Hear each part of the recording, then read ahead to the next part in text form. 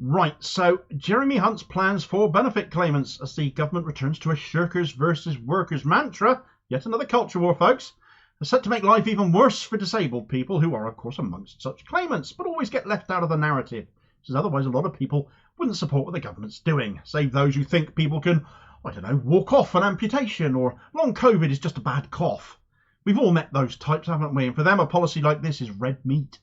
When you add into the equation that Hunt is planning tax cuts in the autumn statement too, the cruel senselessness of what they're planning to do really does become a bit blatant and obvious. But if you were also hoping this would surely be something that Labour would oppose, you'd be very wrong about that as well, since Shadow Work and Pension Secretary, the Godawful Blairite Liz Kendall, is on record as saying Hunt's plans, which include stripping free prescriptions from those who will now be forced to try and find work, ill health or no, doesn't go far enough.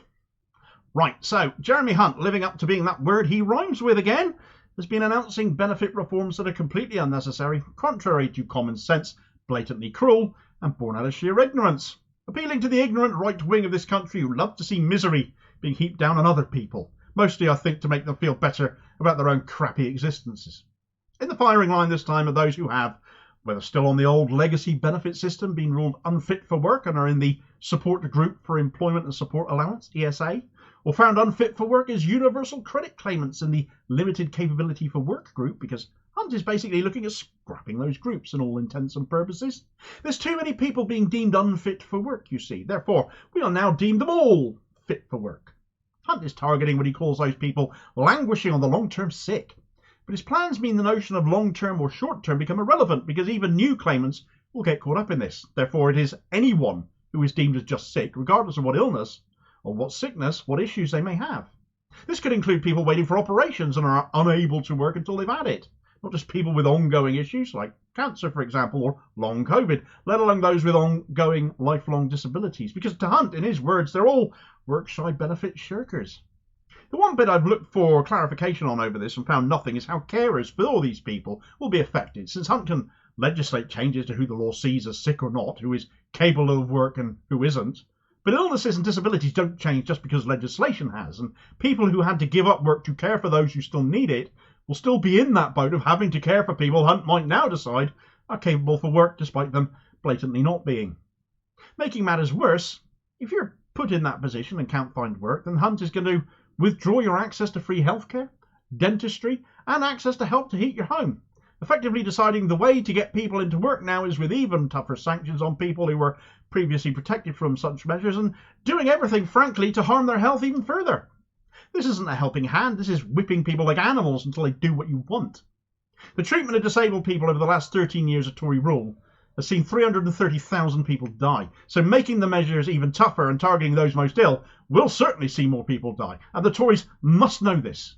These plans will kill people, and these genocidal maniacs in power will do it anyway. Worse still, though, is that Hunt is now also planning tax breaks. Just rub it in a little bit more. Slash benefit funding by making the most ill work or die trying, and meanwhile he can give more cash away to the rich. Public services are on their backsides. This country's been starved of investment for years and years, and instead of keeping taxation where it is, or raising it on those able to afford it to allow more public spending to fix those public services, Hunt is going to slash taxes instead. And with both of these pieces of news coming out in the last week, it is impossible not to say doing one is paying for the other. Hunt's excuse, of course, is that inflation has come down, giving him room to spend. But that simply means the rate of prices rising has slowed down. It hasn't given the Treasury more money. It doesn't work that way. Prices are still going up, but the Tories do love to portray inflation as some kind of a tax, when it is nothing of the sort. Prices will still rise, so we'll give more money away and slash income so more people struggling are going to struggle even more than they already are.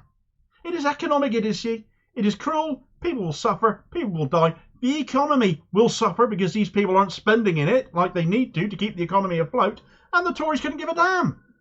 So please, let's get them out of power and change the government. I hear you cry, but wait. Do not get too excited about Labour coming in, because the right-wing idiot Starmer has put in charge of work and pensions in his party the rancid Liz Kendall, who has said that Hunt's plans don't go far enough. Of course, the Murdoch Times covered this story, but it was the analysis at the end of the article which stood out, because this is where input from Starmer's team was added into the context. And Liz Kendall apparently said, Once Labour, well, or the narrative, I should say, from Liz Kendall in the paper, as the paper interpreted it, said, once Labour might have been tempted to oppose the plans as cruel, allowing the Tories to paint them as being on the side of benefit scroungers, under Keir Starmer, and particularly his Blairite new shadow work and pension secretary Liz Kendall, Labour has taken the opposite view. Kendall's criticism is that the government is not going far enough. That creates a massive problem, because not only does that mean Labour aren't going to save you if you're on benefits, particularly if you're long-term sick, and let's not forget here actually that 40% of universal credit claimants here are already in work, so their lives are just going to be made harder too, even though they are working. But then actually, by being too afraid to oppose Tory cruelty in case they get labelled friends of this benefit scrounger picture that the Tories have painted, they're encouraging the Tories to go even further than this. Labour should be making the case for opposing this, and why. That those who are disabled and long-term sick should be looked after by a civilised society. That reform is needed because universal credit doesn't work and has messed up so many people's lives with its maladministration, not to mention the rollout of which has been years and years overdue. It's been a complete lash-up, in fact. But no, they just join in with the government because they don't lead. There's no leader here. And quite what Starmer will do if he has to make decisions should he form the next government and become Prime Minister, I really don't know. But it's hardly much of a stretch of the imagination that it'll be Tony Blair and Peter Mandelson behind the scenes, wearing him like a glove puppet. The Tories' sick, unnecessary and gleeful cruelty to those with the least, those who need the most help, goes on. Now being cheered on by the opposition instead of being opposed. Again, I'll say it. Go ahead. Justify voting Labour to get the Tories out.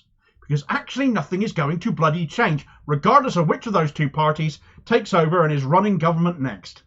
Take your vote elsewhere and vote for actual change if change is what you really want. Thanks for watching. I hope you found this video useful. Please do like, share and subscribe if you did. More content out daily. Meanwhile, here's a video recommendation where the media is equally as complicit in driving the scroungers narrative, with one of the worst being the odious Andrew Pearce, who a few months back was calling them an army of shirkers with their Sky TV channels and their cans of beer in the morning, and they are the real threat to people's lives. This narrative has got to change. It has to be opposed, because it is a safety net we all might need one day, though we hope we won't. And it's increasingly having bigger and bigger holes punched in it. And I'll hopefully catch you on the next vid. Cheers, folks.